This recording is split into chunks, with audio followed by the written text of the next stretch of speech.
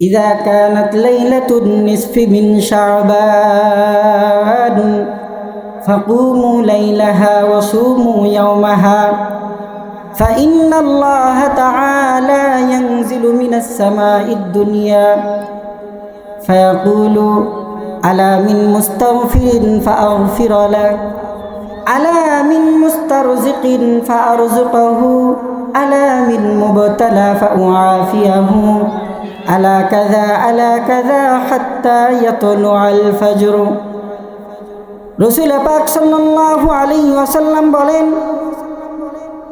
শাবান মাস আল্লাহ পাক আমাদেরকে এত সম্মানিত করে আমাদেরকে দান করেছেন। আল্লাহ পাক যেমন সমস্ত মাখলুকের উপর শ্রেষ্ঠ, রমাদান মাসটিও সমস্ত মাসের মধ্যে শ্রেষ্ঠ। জোরে বলেন সুবহানাল্লাহ। 1,24,000 পয়গম্বরদের মধ্যে আমি মুহাম্মদুর রাসূলুল্লাহ সাল্লাল্লাহু আলাইহি ওয়াসাল্লাম যেমন শ্রেষ্ঠ, এই শাবান মাস অন্যান্য মাস হতে তেমন শ্রেষ্ঠ। শেখ আব্দুল কাদের জিলানী রহমতুল্লাহি আলাইহি শাবান শব্দের অর্থটির ব্যাখ্যা এমনভাবে করেছেন, শাবান আরবিতে শব্দটি উচ্চারণ করতে 5টি অক্ষরের প্রয়োজন। কয়টি? শিন, আইন, বা, আলিফ, নুন। মনে থাকবে তো? শিনতে তিনি শারফুন অর্থাৎ সম্মান অর্থ তুলেছেন, আইন অর্থ উলুহুন অর্থাৎ সমৃদ্ধ, বা অর্থ তিনি তুলেছেন বীরুন অর্থাৎ নেকি, আলিফ দ্বারা উলফাত মানে ভালোবাসা এবং নুন দ্বারা নূর অর্থাৎ আলো। শাবান মাসটি যে ব্যক্তিটা প্রতিটা দিন ইবাদতের মাধ্যমে কাটাইতে পারবে, আল্লাহর রাসূল বলেন তাকে আল্লাহ পাক সম্মান, সমৃদ্ধি, নেকি এবং ভালোবাসা, নূর দ্বারা তার অন্তরটা পরিপূর্ণ করে দিবেন। জোরে বলেন সুবহানাল্লাহ। এজন্য আসুন আমাদের সামনে যেই সুযোগটি রয়েছে, যেই সময়টি রয়েছে, এটিকে কাজে লাগাই। রাসূল পাক সাল্লাল্লাহু আলাইহি ওয়াসাল্লাম সাহাবায়ে কেরামদেরকে উল্লেখ করে বললেন, এ আমার সাহাবীরা, ইগতানিম খামসান ক্বাবলা খামসিন, 5টি বিষয়কে শেষ হয়ে যাওয়ার পূর্বেই তোমরা যত্ন নাও। 1 নম্বর বিষয় তিনি বললেন, শাবাবাকা ক্বাবলা হারামিকা, বার্ধক্য আসার পূর্বেই তোমার যৌবনটাকে কাজে লাগাও। এখন আমি যদি প্রশ্ন করি, 60 ঊর্ধ্বে কোনো বয়স্ক মুরব্বীকে আপনি আপনার জমির ধান কাটার জন্য কি কামলা হিসেবে নেবেন? বয়স হয়ে গেলে আমাদের নিকট মানুষের যেমন কোনো মূল্য থাকে না। আল্লাহ পাক ডাক দিয়ে বলেন, বয়সকালীন যেই ইবাদতগুলো রয়েছে, যুবক বয়সের একটা সেজদার দান বয়সকালীন 80 বছরের ইবাদতের সমান করে দেন কে? এই জন্য যুবক বয়সী আমরা যারা আছি, সময়কে নষ্ট না করে এই যৌবনটাকে কাজে লাগাতে চাই। পারবো তো ইনশাআল্লাহ? 2 নাম্বার, রাসূল পাক সাল্লাল্লাহু আলাইহি ওয়াসাল্লাম বলেন, অসিহ্হাতাকা ক্বাবলা সুকমিকা, তোমার সুস্থতাকে অসুস্থতার পূর্বেই কাজে লাগাও। কারণ অসুস্থ হয়ে গেলে তখন মানুষ আল্লাহ পাকের কাছে দোয়া করে, আল্লাহ আমাকে যদি একটু সুস্থ করে দিতেন, মসজিদের মধ্যে যেতাম। কথা ঠিক না বেঠিক? কিন্তু সুস্থ অবস্থায় আমরা সুস্থতার মর্যাদা বুঝছি না। যদি এমনটি মনের মধ্যে হয়ে থাকে, একটিবার জিয়া মেডিকেলে যায় দেখবেন কেমন অনুভব হয়। বিছানার মধ্যে মানুষ কিভাবে ছটফট করতেছে। আপনাকে আল্লাহ পাক সুস্থ রেখেছেন, আপনি সুস্থতার মর্যাদা বুঝতেছেন না। আপনার এলাকার আশেপাশে যারা রয়েছে, খোঁজ খবর নিলেই দেখবেন অনেক ভাইয়ের ক্যান্সার রোগ ধারণ করে, ক্যান্সার ধরা পড়ে যায়। লোকটাকে যখন আপনি জিজ্ঞাসা করবেন, ভাই আপনি কেমন আছেন, দেখবেন অন্তর থেকে সে ভিতর থেকে নারাজ হয়ে যায়, খারাপ লাগা কাজ করে। কারণ সে বুঝতে পারে আর বেশি দিন আমার টাইম নাই, আমাকে পরকালীন জীবনে পাড়ি জমাইতে হবে, কারণ আমি এখন অসুস্থ হয়ে গেছি। অধিকাংশ ক্যান্সারে আক্রান্ত রোগীরা দেখবেন মরার আগে মসজিদমুখী হয়ে যায়, আল্লাহ আল্লাহ রসুলের কথা তারা স্মরণ করতে চাই, অথচ আমাকে আপনাকে কিসে ধরেছে, কোন ভূতে ধরেছে? আল্লাহ পাক সুস্থ রেখেছেন, এরপরেও মসজিদমুখী হচ্ছি না। যখন অসুস্থ হয়ে যাব তখন সুস্থতার মর্যাদা কতটুকু বুঝতে পারবো। এই জন্য প্রিয় যুবক ভাইয়েরা আমার, হাতে ধরি পায়ে ধরি আপনাদেরকে অনুরোধের ভাষায় বলতে চাই, দুনিয়ার জীবনটা অনর্থক নয়। আল্লাহ পাক আপনাকে আমাকে অনর্থকভাবে পৃথিবীতে পাঠান নাই। এই জন্য যতদিন সুস্থ আছি ততদিনকে আল্লাহ পাকের গনিমত মনে করে সুস্থতার জীবনটাকে আল্লাহর জন্য কাজে লাগাতে পারবো তো ইনশাআল্লাহ। আল্লাহ পাক আমাদেরকে তৌফিক দান করুন, সবাই বলেন আমিন। তৃতীয় নাম্বার নসিহত, রাসূল পাক সাল্লাল্লাহু আলাইহি ওয়াসাল্লাম বলেন, দরিদ্রতার পূর্বেই ধনাঢ্যতাকে তোমরা কাজে লাগাও। আপনার হাতে সময় আছে, টাকা পয়সা আছে, আল্লাহ পাক হজ ফরজ করে দিয়েছেন, কিন্তু আপনি চিন্তা করতেছেন আরও 10টা বছর পার হয়ে যাক, আরও 20 বছর পার হয়ে যাক, এরপরে আমি হজে যাব, এইরকম চিন্তা আমি আপনি করি কি করি না? কিন্তু আল্লাহ পাক আপনার এই সম্পদকে ছিনায় নিতে একটা সেকেন্ড দেরি করবে না, কথা ঠিক না বেঠিক? একটি ঘটনা শোনাই। এক জমিদার লোক তার নতুন স্ত্রীকে নিয়ে, নববধূকে নিয়ে বাড়ির মধ্যে বিয়ে করে নিয়ে এসে খাবার খাচ্ছিলেন। এমন অবস্থায় দরজার মধ্যে একটা ফকির এসে কড়া নাড়ল। ফকির ডাক দিয়ে বলল, ভাইজান, আল্লাহর হস্তে আমাকে কিছু দান করেন। জমিদার লোকটা অত্যন্ত রাগান্বিত হয়ে গেল, ভিক্ষুকটাকে গালিগালাজ করতে লাগলো এবং বলতে লাগলো, মাত্র খাইতে বসছি আর এই সময় তোমার টাকা চাইতে হলো, অর্থ চাইতে হলো। ঘাটটা ধাক্কা দিয়ে বের করে দিছে। কিছুদিন পর ওই জমিদার লোকটার অর্থ সম্পদগুলো এমনভাবে হ্রাস পেতে লাগলো, হঠাৎ করে তার গরু ছাগলগুলো মারা যেতে থাকলো। তার সম্পদগুলো একে একে নিলামে তুলে তুলে বিক্রি করতে করতে এক পর্যায়ে এতটা শূন্য হয়ে গেল, তার স্ত্রীকে যে ভরণ পোষণ দিবে এই পরিমাণ পয়সাও তার কাছে অবশিষ্ট রইল না। এখন স্ত্রীকে ভরণ পোষণ দিতে না পারায় তাকেও তালাক দিয়ে দিল। স্ত্রীর নতুন আরেক জায়গায় বিয়ে হয়ে গেল। বিয়ের পরে নতুন স্বামী তার বাড়িতে গেছে, সেও জমিদার। তার বাড়িতে যাওয়ার পরে খাবার খাচ্ছিল, এমন পরিস্থিতিতে দরজার মধ্যে আবার আরেকজন ফকির চলে আসলো। আল্লাহু আকবার। জমিদার লোকটা স্ত্রীকে ডাক দিয়ে বললেন, বিবি যাও যাও, দরজার মধ্যে কে কড়া নাড়লো, একটু যে দেখে আসো, সে কি চাই তার চাওয়াটা তুমি পূর্ণ করে দাও। স্ত্রীটা দরজা খুলে দিতে দেরি, অজ্ঞান হয়ে মাটিতে পড়ে যেতে দেরি হলো না। আল্লাহু আকবার। জমিদার লোকটা ডাক দিয়ে বলতেছে, বিবি যান, তোমাকে ফকিরকে ভিক্ষা দেওয়ার জন্য পাঠাইলাম, এমন কি হয়ে গেল, কি এমন হয়ে গেল তুমি অজ্ঞান হয়ে পড়ে গেলা, কারণ কি? স্ত্রী ডাক দিয়ে বললেন, স্বামী গো, আল্লাহর কসম করে বলি, আপনি জানেন না আমার আগে আরেকটা জায়গায় বিবাহ হয়েছিল, যেই জমিদার লোকটার সাথে বিবাহ হয়েছিল, দরজা খুলে দেখি ওই লোকটা আমার বাড়ির দরজায় ভিক্ষা চাইতে আসছে।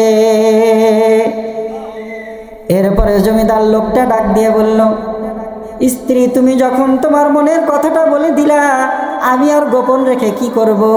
সেদিন যেই ফকিরটাকে ঘাড় ধাক্কা দিয়ে বের করে দিয়েছিলা, সেই ফকিরটাই আজকের সেই জমিদার লোক।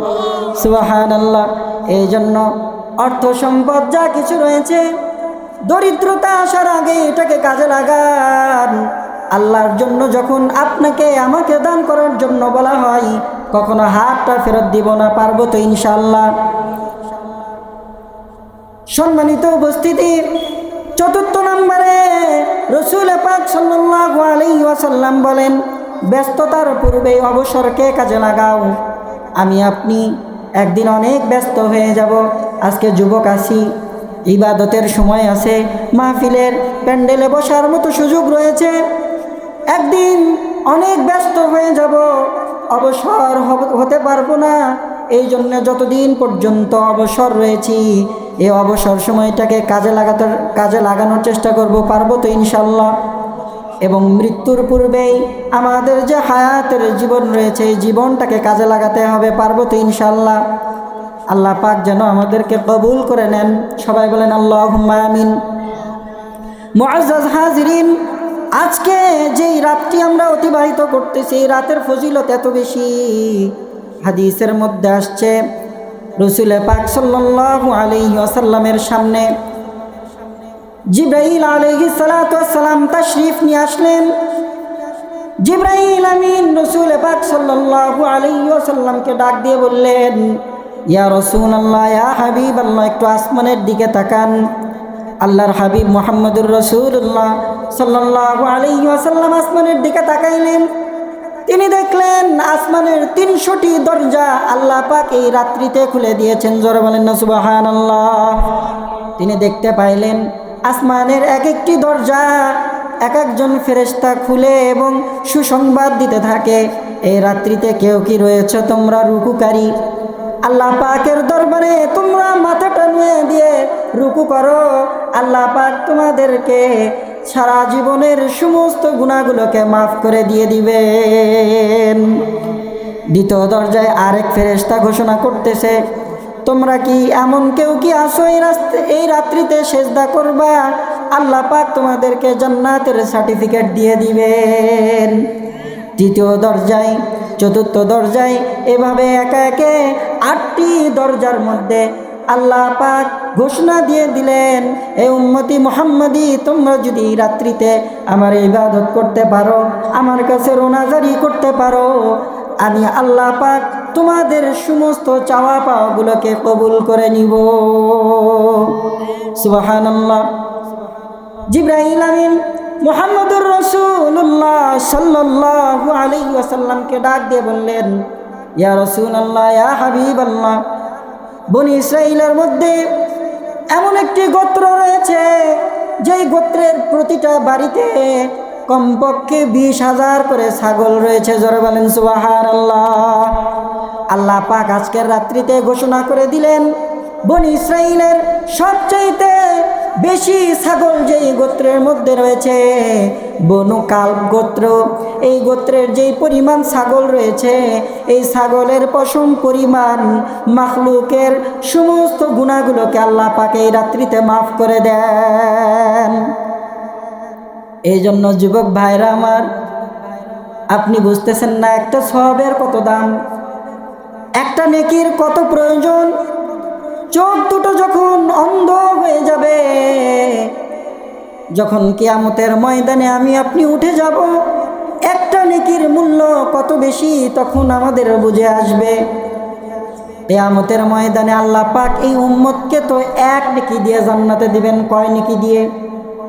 জোরে বলেন না, কয় নেকি দিয়ে জান্নাতে দিবেন? এক নেকি দিয়ে আমরা জান্নাতে যাব। কিভাবে? আল্লাহ পাক কিয়ামতের ময়দানে উম্মতি মুহাম্মাদিকে ডাক দিয়ে বলবেন, যাও যাও, সারা জীবন তো গুনার কাজ করে এসেছো, যাদের জন্য তুমি সুদ খেয়েছো, ঘুষ খেয়েছো, যাদের জন্য তুমি অন্যায় পাপাচারের মধ্যে লিপ্ত থাকতা, তাদের কাছ থেকে মাত্র একটার কি সংগ্রহ করে নিয়ে আসো, তোমাকে জান্নাত দিয়ে দিব। মানুষ যাবে, তার বাবার কাছে যাবে, তার মার কাছে যাবে, কিয়ামতের ময়দানে বাবা সন্তানের পরিচয় দিবে না। সূরা আবাসার মধ্যে আসছে, আল্লাহ পাক বলেন, ইয়াউমা ইয়াফিরুল মারউ মিন আখিহি ওয়া উম্মিহি ওয়া আবিহি, সেদিন ভাই বোন থেকে পলায়ন করবে, ওয়া সাহিবাতিহি ওয়া বানিহি, সন্তান বাবাকে পরিচয় দিবে না, স্ত্রী তার স্বামীকে পরিচয় দিবে না, তার একটা মাত্র নেকির প্রয়োজন কারো কাছে পাবে না। আল্লাহ পাক অবশেষে এমন একটা লোককে তার সাথে দেখা করায় দিবেন, যেই লোকটা কিয়ামতের ময়দানে গুনাহের কারণে ঘামের সমুদ্রের মধ্যে হাবুডুবু খাচ্ছিল। হঠাৎ করে তাকে ডাক দিয়ে বলবেন, ভাই আমার কি হয়েছে, তুমি এত ছোটাছুটি করতেছো কেন? লোকটা ডাক দিয়ে বলবে, আল্লাহ পাক আমাকে বলে দিয়েছেন মাত্র একটি নেকি যদি আমি জোগাড় করতে পারি আল্লাহ পাক আমাকে মাফ করে দিবেন। লোকটার অন্তরের মধ্যে আল্লাহ পাক দয়া সৃষ্টি করে দিবেন। আল্লাহ পাক ডাক দিয়ে বলবেন, এই একটা নেকি তুমি কই পাইলা? লোকটা তখন ওই লোকের কাছ থেকে একটা নেকি নিয়ে আল্লাহর কাছে চলে যাবে।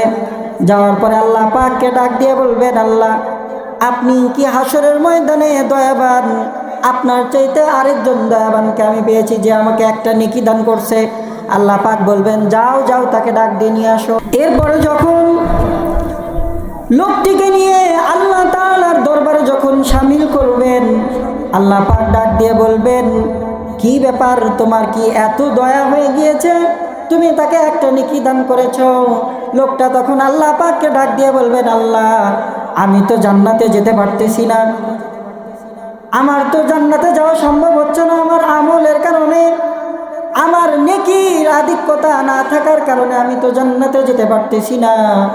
হে আল্লাহ, আমার ওর জন্য খারাপ লেগেছে, কারণ সে তো একটা নেকি পাইলে জান্নাতে যেতে পারত। আল্লাহ পাক তখন ডাক দিয়ে বলবেন, যাও যাও, তোমাদের দুজনকেই আমি আল্লাহ পাক মাফ করে দিলাম, তোমরা স্বাচ্ছন্দ্যে আমার জান্নাতের মধ্যে প্রবেশ করো। এই জন্য আল্লাহ পাক উম্মতি মুহাম্মদীকে কয় নেকি দিয়ে পার করবেন, কিন্তু আমার আপনার অন্তরের মধ্যে সেই খালেস নিয়ত থাকতে হবে, আল্লাহ পাকের উপর সেই ভরসা থাকতে হবে। পারবো তো ইনশাআল্লাহ। সম্মানিত হাজিরিন, জিবরাইল আলাইহিস সালাতু ওয়াস সালাম রাসূল পাক সাল্লাল্লাহু আলাইহি ওয়াসাল্লামকে ডাক দিয়ে বললেন, ইয়া রাসূলুল্লাহ, ইয়া হাবিবাল্লাহ, আল্লাহ পাক এই রাত্রিতে অসংখ্য অগণিত মানুষদেরকে মাফ করে দিবেন, কিন্তু 8 শ্রেণীর মানুষদেরকে আল্লাহ পাক মাফ করবেন না। 1 নাম্বার, যারা আল্লাহ পাকের সাথে শিরক করবে, আল্লাহ পাকের সাথে কাউকে শরীক করবে, তাদেরকে আল্লাহ পাক মাফ করবেন না। 2 নাম্বার, যুবক ভাইরা যারা গার্লফ্রেন্ডকে নিজের আয়ত্ত করার লক্ষ্যে কবিরাজের বাড়িতে দৌড়াদৌড়ি করো, কান খুলে শুনে রাখো, তাদের উদ্দেশ্যে মুহাম্মদুর রাসূলুল্লাহ সাল্লাল্লাহু আলাইহি ওয়াসাল্লাম বলেন, দুনিয়ার কোনো কবিরাজের কাছে যে যদি কারো উপর জাদু টোনা করা হয়, আল্লাহ পাক এই রাত্রিতে এই জাদু করাকে মাফ করবেন না। জোরে বলেন নাউজুবিল্লাহ। 3 নাম্বার, যারা গণক এবং যেই সমস্ত যুবক যুবতী অথবা যেই সমস্ত বৃদ্ধ বয়সী যারা বাপজানেরা আছেন, যারা সুদ খান, কি খান, সুদ, আজকে এটা আমাদের কাছে খুব স্বাভাবিক হয়ে গেছে, কথা ঠিক না ভাই? ঠিক। প্রতিটা বাড়িতে কিস্তি ছাড় আসে না, আসে না? প্রতিটা বাড়িতে আমাদের সুদ প্রবেশ করছে, প্রতিটা বাড়ির মধ্যে আমি আপনি সুদ খাচ্ছি। একটাবার চিন্তা করে দেখেন, এই অবস্থায় যদি আল্লাহ পাক আপনার মৃত্যু দেন, কি নিয়ে আল্লাহ পাকের কাছে হাজির হবেন? আল্লাহ পাকের কাছে কি জবাব দিবেন? কবরের মধ্যে যখন যাবেন, আল্লাহ পাক যখন বলবেন, বান্দা তুমি আমার জন্য কি নিয়ে আসছো? যে রসুল আপনার জন্য এত ভালোবাসা দেখাইলেন, যে রসুল মিরাজে যাওয়ার পরেও আপনাকে ভোলে নাই, যে রসুল উহুদের ময়দানে আপনাকে ভোলে নাই, যে রসুল তায়েফের ময়দানে আপনার জন্য পাথরের আঘাত খেয়ে পিঠটা চাউনির মতো করে ফেলেছিলেন, যে রসুল সাল্লাল্লাহু আলাইহি ওয়াসাল্লাম আল্লাহ পাকের সাথে দিদার করার সময় আপনার আমার কথা বলে নাই, সেই রসুলকে সামনে রেখে কিয়ামতের ময়দানে আপনার আমার আমল নামা হাতে দেওয়া হবে। রসুল তখন ডাক দিয়ে বলবেন, উম্মত কি নিয়ে আসছো? এটা কি নিয়ে তোমাকে আমি আল্লাহর কাছে সুপারিশ করব? দিনের পরে দিন তোমার নামাজ নাই, দিনের পরে দিন তোমার রোজা নাই, দিনের পরে দিন তোমার হালাল রিজিক তালাশ করার জন্য কোনো প্রচেষ্টা ছিল না। যুবক, কি নিয়ে তোমাকে আমি আল্লাহর কাছে নিয়ে যাব? যুবক ভাইরা আমার, যদি রসুলের আদর্শটা গায়ের মধ্যে নিয়ে আসতে পারেন, সেদিন আমি আপনি জবাব দিব, ইয়া রাসূলুল্লাহ, নিয়ে আসার মতো কোনো জিনিস পাই নাই, মৃত্যুর আগ পর্যন্ত শুধু গুনার কাজ করেছি, কিন্তু মৃত্যুর আগ মুহূর্তে আমি আমার দাড়িটাকে ছেড়ে দিয়েছিলাম। ইয়া রাসূলুল্লাহ, আপনার এই সুন্নতটা শুধুমাত্র নিয়ে আসছি, আর কিছু নিয়ে আসতে পারি নাই। আল্লাহ রসুলের এই সুন্নতের বিনিময়ে কাল কিয়ামতের ময়দানে আল্লাহ পাক আপনাকে আমাকে মাফ করে দিবেন। জোরে বলেন না সুবহানাল্লাহ। এই জন্য যুবক ভাইয়েরা, আমার দাড়ি রাখতে রাজি আছি তো ইনশাল্লাহ? আল্লাহ পাক আমাদেরকে কবুল করে নিক, সবাই বলেন আমিন। মুআজ্জাজ হাজিরিন, এই রাত্রিতে যারা সুদ খাবে তাদেরকে আল্লাহ পাক মাফ করবেন না। এরপরে যারা মদ্যপান করেন, যারা মদ পান করেন, তাদেরকেও আল্লাহ পাক মাফ করবেন না। এবং পিতামাতার যারা অবাধ্য সন্তান আপনি আমি রয়েছি, আল্লাহ পাক সারা দুনিয়ার অসংখ্য অগণিত মানুষদেরকে মাফ করলেও যারা পিতামাতার অবাধ্য সন্তান রয়েছে তাদেরকে মাফ করবে না। জোরে বলেন নাউজুবিল্লাহ। পিতামাতা কেমন জিনিস, যখন আপনি বাবা মাকে হারায় ফেলবেন তখন বুঝতে পারবেন বাবা মা আপনার জন্য কেমন আপন ছিল। গভীর রজনীতে কাজ থেকে ফিরে বাড়িতে যাবেন, স্ত্রী ঘুমায় থাকবে, সন্তান সন্ততি ঘুমায় থাকবে, কিন্তু আমার আপনার মা দরজার মধ্যে কান লাগায় ছটফট ছটফট করতে থাকবে, কখন আমার সন্তানটা এসে মা বলে ডাক দিবে। জোরে বলেন সুবহানাল্লাহ। আপনার মা আপনার কতটা আপন আপনি জানেন নাকি? বিজ্ঞান বলে একটা সন্তান যখন ভূমিষ্ঠ হয়, সন্তান যখন পৃথিবীর আলো দেখে, মায়ের 17টি হাড় জীবন্ত অবস্থায় ভেঙে ফেললে যে পরিমাণ কষ্ট হয়, এর চাইতেও অধিক কষ্ট সন্তান যখন একজন মেয়ে জন্ম দেয়। এক সাহাবী এসে আবু হুরায়রা রাদিয়াল্লাহু তাআলা আনহুকে ডাক দিয়ে বললেন যে, আল্লাহর সাহাবী, আমি আমার মায়ের ঋণটাকে শোধ করতে চাই, কিভাবে শোধ করব? মদিনা থেকে আমার মাকে পিঠের মধ্যে নিয়ে কাবা শরীফ তাওয়াফ করে নিয়ে আবার আমি মদিনাতে নিয়ে আসব, এর দ্বারা আমার মায়ের ঋণ কি শোধ হবে? তখন আবু হুরায়রা রাদিয়াল্লাহু তাআলা আনহু ডাক দিয়ে বললেন, যুবক, তোমার মা যে তোমাকে 10 মাস 10 দিন গর্ভের মধ্যে রেখেছে, একদিন গর্ভে রাখার যে কষ্ট, এই পরিমাণ কষ্টের ঋণ তোমার এই সমস্ত কাজের দ্বারা শোধ হবে না। জোরে বলেন সুবহানাল্লাহ। এজন্য আল্লাহ পাক বলেন, আল্লাহ রসুল মুহাম্মদুর রাসূলুল্লাহ সাল্লাল্লাহু আলাইহি ওয়াসাল্লামকে জানায় দেন, হে নবী, আপনি বলুন, আল জান্নাতু তাহতা আকদামি উম্মাহাতিহা, তোমাদের জান্নাতটি আমি তোমাদের মায়ের পদতলে রেখে দিয়েছি। সুতরাং আপনার আমার মা যারা বেঁচে আছেন, আজকে বাড়ির মধ্যে যাব, যাওয়ার পরে মায়ের পা ধরে ক্ষমা চাব। যদি জীবনে কোনো ভুল ত্রুটি করে থাকি মায়ের কাছে মাফ চাব, কারণ মা যদি অসন্তুষ্ট হয় আমার আপনার রিজিকের মধ্যে তালা লাগায় দিবেন কে? আর যদি মা সন্তুষ্ট হয়, মা যদি একটিবার সন্তানের জন্য দোয়া করে, আল্লাহ পাক সঙ্গে সঙ্গে দোয়া কবুল করে আপনার কপালটা খুলে দিবেন। জোরে বলেন সুবহানাল্লাহ। মুআজ্জাজ হাজিরিন, এজন্য পিতামাতার যদি কেউ অবাধ্য হয়ে থাকি, আজকে এই যে মাফ চেয়ে নিব, এরপরে আল্লাহর কাছে দোয়া করব, চোখের পানি ফেলায় দোয়া করব, আল্লাহ পাক আপনার আমার সমস্ত গুনাহগুলো মাফ করে দিবেন। জোরে বলেন সুবহানাল্লাহ। সম্মানিত উপস্থিতি, রাসূল পাক সাল্লাল্লাহু আলাইহি ওয়াসাল্লাম এই রাত্রি সম্পর্কে বলেন, আল্লাহ পাক এত নিয়ামত এই রাত্রির মধ্যে দিয়েছেন। কেমন নিয়ামত? রাসূল পাক সাল্লাল্লাহু আলাইহি ওয়াসাল্লাম বলেন, আগামী 1 বছর আপনি আমি দুনিয়ার মধ্যে কি খাবো, কি পরবো, কার বাড়িতে যাব, কার বাড়িতে দাওয়াত খাইতে যাব, কে কে মারা যাবে, আগামী 1 বছরের বাজেট ঘোষণা আল্লাহ পাক আজকের রাত্রিতে করবেন। এই জন্য রাসূল পাক সাল্লাল্লাহু আলাইহি ওয়াসাল্লাম এই রাত্রিতে বেশি বেশি আমল করার চেষ্টা করতেন এবং সাহাবা একরামদেরকেও আমল করার জন্য নির্দেশ দিয়েছেন।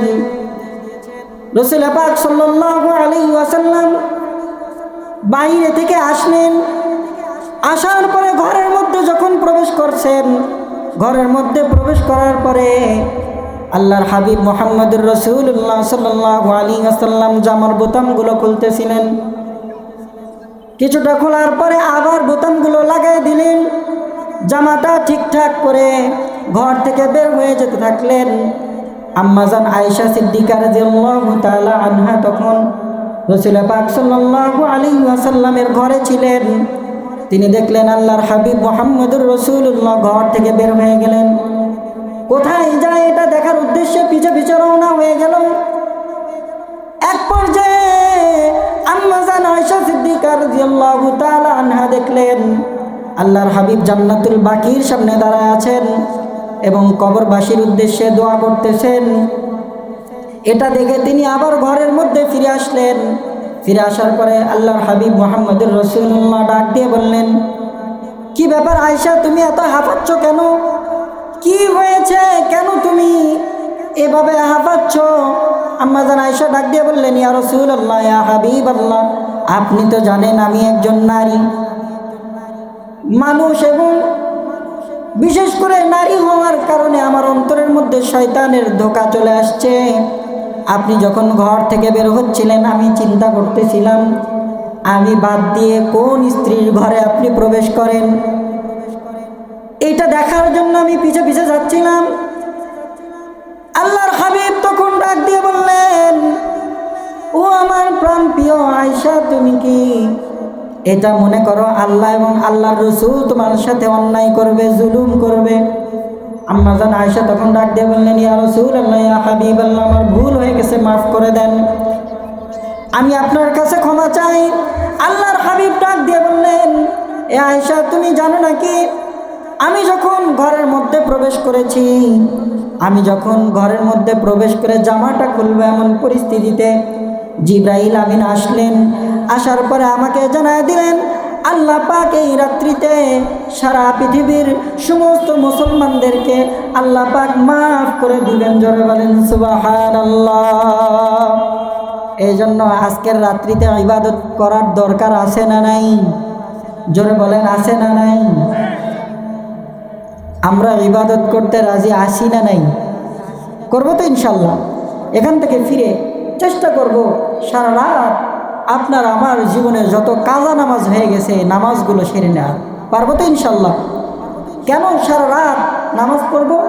আল্লাহর হাবিব মুহাম্মদুর রাসূলুল্লাহ সাল্লাল্লাহু আলাইহি ওয়াসাল্লাম ডাক দিয়ে বললেন, হে আয়েশা, তোমার কাছে আমি একটি অনুমতি চাচ্ছি, তুমি দিবা কিনা? আম্মাজান আয়েশা সিদ্দিকা ডাক দিয়ে বললেন, ইয়া রাসূলুল্লাহ, ইয়া হাবিবাল্লাহ, আপনার অনুমতির কি প্রয়োজন, বলেন না কি করবেন?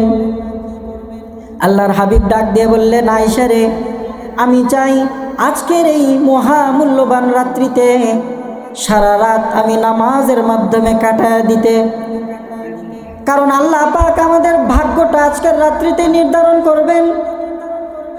তোমার কাছে আমি অনুমতি চাই, আজকে তুমি আমাকে একটু রুখসত দাও, সারা রাত্রি জেগে জেগে আমি নামাজ পড়তে চাই। সুবহানাল্লাহ। আল্লাহর রাসূল তো প্রতিদিনই রাত্রের কিছু অংশে নামাজ আদায় করতেন, তাহাজ্জুদ আদায় করতেন, কিন্তু স্ত্রীর কাছে অনুমতি চাওয়ার অর্থ হলো এই সারা রাত্রিতে তিনি ইবাদতের মধ্যে কাটায় দিতে চান। এবং আমি আপনি আল্লাহ রসুলের এই সুন্নাতকে অনুসরণ করার জন্য কে কে সারা রাত ইবাদত করতে রাজি আছি? দু হাত তুলে দেখাই। মুআজ্জাজ হাজিরিন, রাসূল পাক সাল্লাল্লাহু আলাইহি ওয়াসাল্লাম বলেন, কোন রাতকে শ্রেষ্ঠত্ব দান করা এটা আল্লাহ তাআলার ইখতিয়ার। এই জন্য এই রাতটি পেয়ে আমরা গনিমত মনে করব এবং শুকরিয়া আদায় করব। আল্লাহ পাক কোরআনে কারীমের সূরাত ইব্রাহিমের 7 নম্বর আয়াতের মধ্যে বলে দেন, লাইন শাকারতুম লাযীদান্নাকুম ওয়া লাইন কাফারতুম ইন্না আযাবি লাশাদীদ। আল্লাহু আকবার। আল্লাহ পাক বলেন, লাইন শাকারতুম, যখন তোমরা আমি আল্লাহ তাআলার কৃতজ্ঞতা প্রকাশ করবা, আমি আল্লাহ পাক তোমার জীবনের মধ্যে আমার নিয়ামতগুলোকে বাড়ায় দিব। আর যদি ওয়ালা ইন কাফারতুম, আমার কোনো নিয়ামতকে অস্বীকার করো, তবে মনে রেখো ইন্না আযাবি লাশাদীদ, নিশ্চয় আমার শাস্তি অত্যন্ত ভয়াবহ এবং কঠিন। এজন্য সম্মানিত উপস্থিতি, আজকের রাত্রিতে আল্লাহ পাকের শুকরিয়া জ্ঞাপন করার লক্ষ্যে আমরা আল্লাহ পাকের ইবাদত করতে রাজি আছি তো ইনশাআল্লাহ। সম্মানিত উপস্থিতি, কৃতজ্ঞতা কিভাবে প্রকাশ করতে হয় এবং কৃতজ্ঞতা প্রকাশ করলে কেমন হয়, আমি একটি ঘটনা আপনাদেরকে শোনাই, বুঝতে পারবেন। হযরত ইউসুফ আলাইহিস সালাতু ওয়াস সালামের কথা আপনারা শুনেছেন। দীর্ঘদিন তিনি জালেমের জেলখানার মধ্যে আবদ্ধ ছিলেন। কোরআনের মধ্যে আসছে ওয়ারাওয়াদাতুল্লাতী হুয়া ফী বাইতিহা আন নাফসিহি ওয়া গাল্লাকাতিল আবওয়াবা ওয়া ক্বালাত হাইতা লাক। আল্লাহু আকবার। বর্তমান যুবক ভাইরা, আপনারা যারা বাড়ির মধ্যে প্রবেশ করে ঘরের দরজা জানালাগুলো লাগায় দিয়ে গার্লফ্রেন্ডকে যারা মেসেজ দেন, যারা মোবাইলের মধ্যে উলঙ্গ ছবি যারা দেখেন, তাদের উদ্দেশ্যে আমি কথাগুলো বলতে চাই, একটু মনোযোগ দিয়ে শুনবেন। আপনি যখন ঘরের দরজা জানালাগুলো লাগাই দিয়েছেন, মোবাইলের মধ্যে ইন্টারনেট রয়েছে, আপনার হাতে সময় সুযোগ রয়েছে, আপনার মধ্যে আপনার চরিত্রটা চরিতার্থ করার মতো সমস্ত সুযোগ রয়েছে। কিন্তু মনে রাখবেন, এই চরিত্রটাকে যদি আপনি ধরে রাখতে পারেন, চরিত্রটাকে যদি হেফাজত করতে পারেন, লজ্জাস্থানের যদি হেফাজত করতে পারেন, আল্লাহর হাবিব ডাক দিয়ে বললেন, এ আমার সাহাবীরা, যদি দুইটা জিনিসের হেফাজতের দায়িত্ব কেউ নিতে পারো, আমি রাসূলুল্লাহ তার জান্নাতের দায়িত্ব নিয়ে নিব। এক নাম্বার, জবানের হেফাজত করতে হবে। দুই নাম্বার, লজ্জাস্থানের হেফাজত করতে হবে।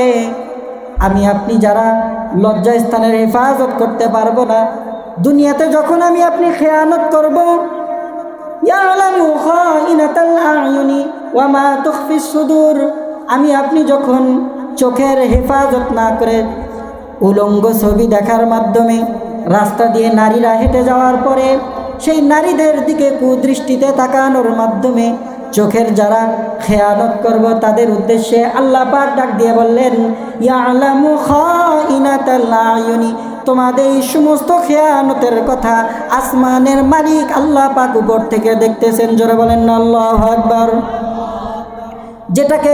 যেই কথা বলতে চাচ্ছিলাম,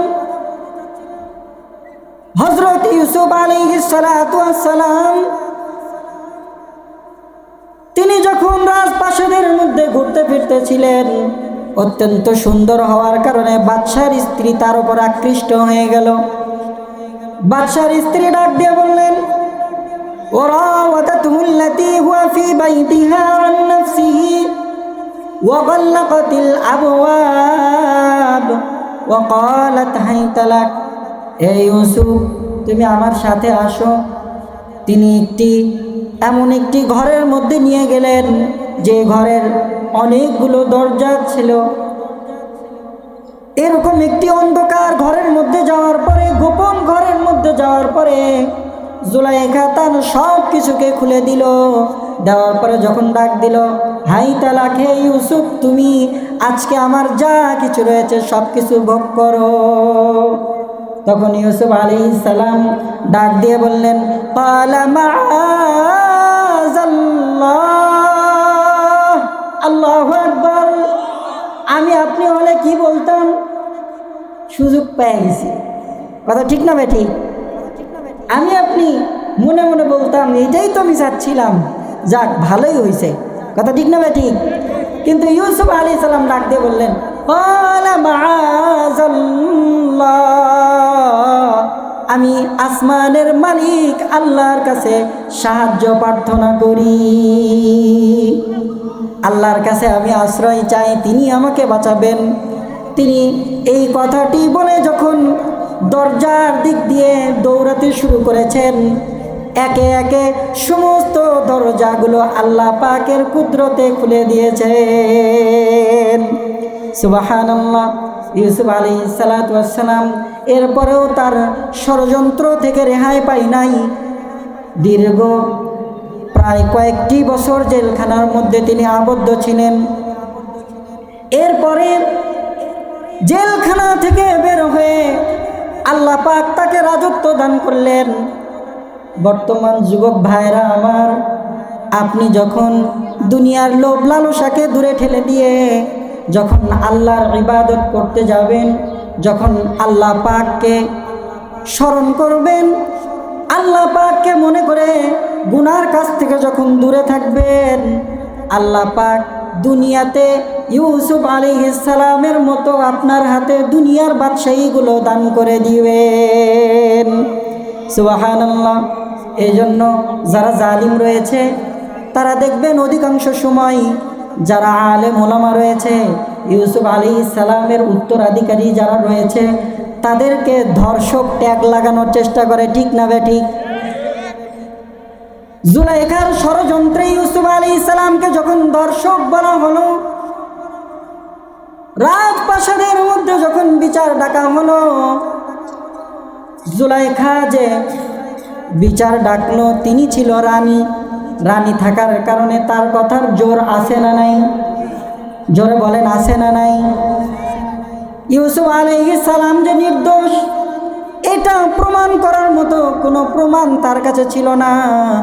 এক পর্যায়ে সেই ইউসুফ আলাইহিস সালামের বিরুদ্ধে রায়টা হয়ে যাচ্ছিল। এমন পরিস্থিতিতে ওই রাজপ্রাসাদের মধ্যে এক লোক ছিল, এক দাসী ছিল, তার কোলের মধ্যে একজন সন্তান ছিল, মাত্র 6 মাস বয়সী এক সন্তান। অনেক মতান্তরে পাওয়া যায় 3 মাস বয়সী একটা ছোট্ট শিশু ছিল। ওই শিশুটা তখন উপস্থিত রাজপ্রাসাদের সবাইকে উদ্দেশ্য করে বলতে লাগলো, আজকে তোমরা এটার ব্যাখ্যা দিতে পারতেছো না, আজকে তোমরা ব্যাখ্যা দিতে পারতেছো না ইউসুফ দোষী না নির্দোষ, এইটার ব্যাখ্যা তোমরা দিতে পারতেছো না, কিন্তু আমি ছোট্ট মানুষ, তোমাদেরকে এই ব্যাখ্যা দিয়ে দিব কে দোষী। জোরে বলেন না সুবহানাল্লাহ। কোরআনের মধ্যে ছোট্ট শিশুটা নাক দিয়ে বললেন, ইন কানা কামিসুহু কুদ্দা মিন কুবুলিন, যদি ইউসুফের জামাটা সামনে থেকে ছেঁড়া হয়, কোথায় থেকে ছেঁড়া হয়? সামনে থেকে যদি ইউসুফের জামাটা ছেঁড়া হয়, ফাসাদাকাত ওয়া হুয়া মিনাল কাযিবিন, তাহলে জুলাইখা সত্যবাদী আর ইউসুফ মিথ্যাবাদী। ছোট্ট বাচ্চা এরপরে ডাক দিয়ে বললেন, ওয়া ইন কানা কামিসুহু কুদ্দা মিন দুবুরিন, আর যদি জামাটা পিছন থেকে যদি ছেঁড়া হয়, ফাকাযাবাত ওয়া হুয়া মিনাস সাদিকিন। আল্লাহু আকবার। তাহলে জুলাইখা মিথ্যাবাদী আর ইউসুফ সত্যবাদী হয়ে যাবে। ফালাম্মা রাআ কামিসাহু, যখন জামাটার দিকে তাকানো হলো, জামাটার দিকে যখন দেখা হলো, তখন কুদ্দা মিন দুবুরিন, জামাটার পিছন থেকে ছেঁড়া দেখা গেল। কারণ যখন কেউ সামনের দিকে দৌড়ায় যাবে, পিছন থেকে যদি কেউ ধরতে চায়, তাহলে তার জামাটা পিছনে ছিঁড়বে না সামনে ছিঁড়বে? পিছনে ছিঁড়বে। আল্লাহ পাক ঘটনাটা কোরআনের মধ্যে নাজিল করেছেন। যখন দেখা গেল ইউসুফ আলাইহিস সালাতু ওয়াস সালামের পিছন থেকে ছেঁড়া, এরপরে আর কোনো সন্দেহ থাকলো না ইউসুফ আলাইহিস সালাম সত্যবাদী। এত কিছু প্রমাণের পরেও এরপরেও জালিমের কারাগারের মধ্যে যেতে হয়েছিল না, হয় নাই? এই জন্য প্রিয় ভাইরা আমার, যতদিন হকের পথে থাকবেন, যতদিন কোরআনের কথা বলবেন, ততদিন ষড়যন্ত্র আসবেই আসবে। কিন্তু আল্লাহ পাক এই ষড়যন্ত্র যারা করবে তাদেরকে ছাড় দেন, ছেড়ে দেন না। যার সবচেয়ে উত্তম দৃষ্টান্ত ফ্যাসিস্ট হাসিনা, কথা ঠিক না ঠিক? আল্লামা সাঈদীকে দীর্ঘ 13টি বছর ধরে ধর্ষক ট্যাগ লাগায় তাকে কারারুদ্ধ অবস্থায় রেখেছিল, কিন্তু কোনো লাভ হয়েছে? তার সম্মান থেকে এক বিন্দু পরিমাণ তার সম্মান হানি হয়েছে? হয় নাই। আল্লাহ পাক জালিমের এই জুলুমকে সামান্য সময়ের জন্য ছেড়ে দেন, কিন্তু ছাড় দেন, কিন্তু ছেড়ে দেন না। সুতরাং ইউসুফ আলাইহিস সালাতু ওয়াস সালাম দীর্ঘ কয়েকটি বছর জেলখানার থাকার পরে, কারারুদ্ধ হয়ে থাকার পরে এক পর্যায়ে আল্লাহ পাক তাকে জেলখানা থেকে বের করে নিয়ে এসে মিশরের গভর্নর হিসেবে নিযুক্ত করে দিয়েছিলেন। এর দ্বারা বোঝা যায় আগামীর ভবিষ্যৎ ইসলামের ভবিষ্যৎ। কথা ঠিক না ব্যাঠিক? আগামীর ভবিষ্যৎ কোরআনের ভবিষ্যৎ। আগামীর পার্লামেন্ট কোরআনের পার্লামেন্ট। যারা এখনো আলেম ওলামাদের উপর চোখ রাঙাইতে চাই, আলেম ওলামাকে যারা কটাক্ষ করতে চাই, তারা যেন ফ্যাসিস্ট হাসিনার কাছ থেকে শিক্ষা গ্রহণ করে। কথা ঠিক না বেটি? এই জন্য আমরা সকলেই ভাই, আল মুসলিম আহুল মুসলিমি, সকলেই আমরা ভাই ভাই। যারা আওয়ামী লীগের ভাইরা আছেন তারাও মুসলমান, যারা বিএনপির ভাইরা আছে তারাও মুসলমান, যারা জামাতি ইসলামী তারাও মুসলমান, যারা চরমনাই তারাও মুসলমান। কিন্তু সমস্ত মানুষ মুসলমান হলেও দল আলাদা আলাদা আছে না নাই? আচ্ছা বলেন তো, যারা বিএনপির লোক মারা যায়, আওয়ামী লীগের লোক মারা যায়, জাতীয় পার্টির লোক মারা যায়, তাদের কি আলাদা কোনো কোরআন দেওয়া হয়েছে? কথা বলেন না। তারাও কোরআন মানে, তারাও ইসলাম মানে, কিন্তু আমি আপনি তাদেরকে বুঝাইতে পারি না। অন্তরের মধ্যে হিংসা থাকার কারণে একে অপরের দ্বন্দ্ব। কথা ঠিক না বেঠিক? এই জন্য আমি আপনি দ্বন্দ্ব চাই না। যার অন্তরের মধ্যে হিংসা রয়েছে, এই হিংসাগুলোকে আল্লাহ পাক একদিন দূর করে দিবেন। আমরা ভালোবাসা চাই, ভালোবাসা দিয়ে সকলকেই আমাদের বুকের মধ্যে আলিঙ্গন করতে চাই। পারবো তো ইনশাআল্লাহ? এবং বাংলাদেশের 18 কোটি মুসলমানদেরকে নিয়ে দল মত নির্বিশেষে আল্লাহর কোরআনটা পার্লামেন্টে কায়েম করতে চাই। পারবো তো ইনশাআল্লাহ? এবার চিন্তা করেন, ইউসুফ আলাইহিস সালাম গভর্নর হওয়ার পরে ত্রাণ বিতরণ করতেছিলেন, এমন অবস্থায় দেখলেন এক লোক আসছে লাঠিতে ভর দিয়ে। আসে ইউসুফ আলাইহিস সালামকে ডাক দিয়ে বললেন, আল্লাহর ওয়াস্তে দাও। ইউসুফ আলাইহিস সালাতু ওয়াস সালাম তাকে দিলেন 1 সা গম দিলেন, যেটার পরিমাণ 3 সের 200 কয়েক গ্রাম হয়। এটা দেওয়ার পরে তিনি ডাক দিয়ে বললেন, আল্লাহর নামে আরও কিছু দাও। ইউসুফ আলাইহিস সালাম বললেন, আরও 1 সা দিয়ে দাও। তিনি ডাক দিয়ে বললেন, আরও কিছু দাও। যখন এভাবে কয়েকবার বলেছেন, ইউসুফ আলাইহিস সালাম ডাক দিয়ে বললেন, ভাই তোমাকে যদি আমি বেশি করে দিয়ে দেই, আরও তো অনেক লোক রয়েছে, তাদেরকে আমি কি দিব? তারাও তো আছে, তাদেরকেও তো দিতে হবে। তখন লোকটা ডাক দিয়ে বললেন, তুমি যদি আমার পরিচয় জানতা, যদি আমি কে এইটা যদি জানতা, তাহলে আমি যা চাইতাম তুমি আমাকে সন্তুষ্ট করার জন্য সব দিয়ে দিতে হবে। বলেন না সুবহানাল্লাহ? ইউসুফ আলাইহিস সালাম ডাক দিয়ে বললেন, তুমি কে ভাই? তোমার পরিচয় একটু দাও, আমি জানতে চাই। পথিক ডাক দিয়ে বললেন, ওই যে আপনাকে ষড়যন্ত্র করা হয়েছিল, আপনাকে ধর্ষক ট্যাগ লাগানো হয়েছিল, বাদশার দরবারে মাত্র 3 মাসের যে ছোট্ট শিশুটা, আমি সাক্ষ্য দিয়েছিলাম যদি জামাটা পিছন দিকে ছেঁড়া হয় তাহলে আপনি সত্যবাদী, জুলাইখা মিথ্যাবাদী। জামাটা যদি সামনে থেকে ছেঁড়া হয় তাহলে আপনি মিথ্যাবাদী, জুলাইখা সত্যবাদী। ওই যে সাক্ষ্য দিয়েছিলাম, সেই সাক্ষ্যদাতা শিশুই হচ্ছে আপনার সামনে দাঁড়িয়ে কথা বলছে। সুবহানাল্লাহ। ইউসুফ আলাইহিস সালাতু ওয়াস সালাম তখন ডাক দিয়ে বললেন, ওকে 1 বিরদা পরিমাণ তাকে গম দিয়ে দাও, যেটার পরিমাণ হয় 109 মণ গম।